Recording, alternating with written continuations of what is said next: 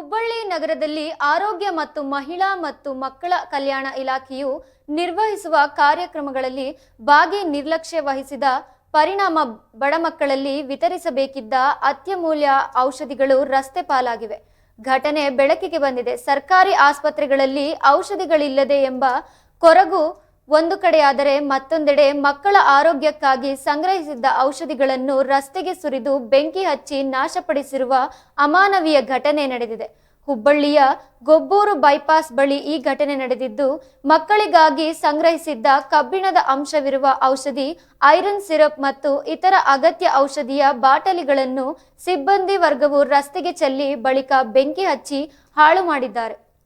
ಇನ್ನು 2 ವರ್ಷಗಳ ಅವಧಿ ಇರುವ ಔಷಧಿಗಳನ್ನು ಯಾವುದೇ ಕಾರಣವಿಲ್ಲದೆ ನಾಶಪಡಿಸಿರುವುದು ಸಾರ್ವಜನಿಕರಲ್ಲಿ ಆಕ್ರೋಶ ವ್ಯಕ್ತಪಡಿಸಿದೆ.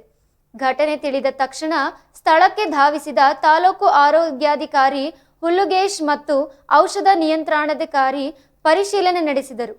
ಅಧಿಕಾರಿಗಳು ರಸ್ತೆಗೆ ಚೆಲ್ಲಿದ್ದ ಔಷಧಿಗಳನ್ನು ವಶಕ್ಕೆ ಪಡೆದಿದ್ದು, ಘಟನೆಗೆ ಕಾರಣವಾದವರ ಪತ್ತೆ ಹಚ್ಚಲು ಮುಂದಾಗಿದ್ದಾರೆ. ಔಷಧಿಗಳ ಅವಧಿ 2027ರ ಏಪ್ರಿಲ್ ತಿಂಗಳಲ್ಲಿ ಮುಕ್ತಾಯವಾಗಬೇಕಿತ್ತು.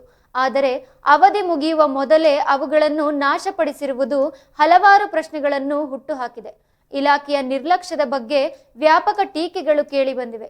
ಬಡ ಮಕ್ಕಳ ಆರೋಗ್ಯದ ಬಗ್ಗೆ ಇಲಾಖೆ ಗಮನ ಹರಿಸಬೇಕಾದ ರೀತಿಯ ಬಗ್ಗೆ ಸಾರ್ವಜನಿಕರು ಆಕ್ರೋಶ ವ್ಯಕ್ತಪಡಿಸಿದ್ದಾರೆ.